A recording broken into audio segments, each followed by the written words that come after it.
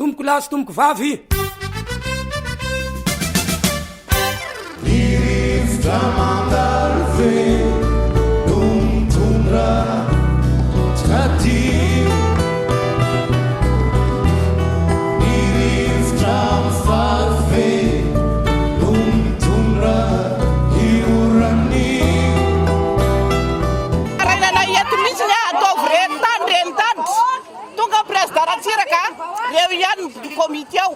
tonga Ravanomanana reo ihany ny komité ao, tonga Rahery Rajaomampianina reo ihany ny komité ao, tonga koa ty Rajoelina reo ihany ny komité ao.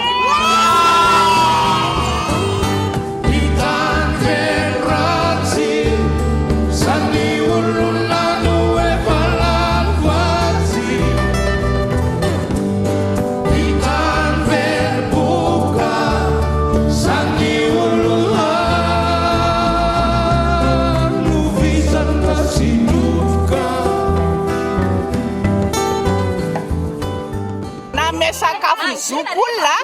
na me sakafo ny marefo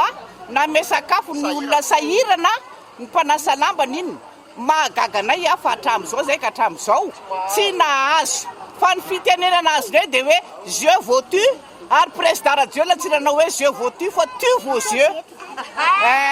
mangataka amin'ny amin'ny raporo ny fitondrana any ambony any mihitsiny anala andreo komité ao satria tonga zao ny loharano idady imamo ny zanako komité ao fa tsisy olona hafa fa lany olona ve mbomorary tsy manaiky zay fa raha vao i komité io manolotra papasina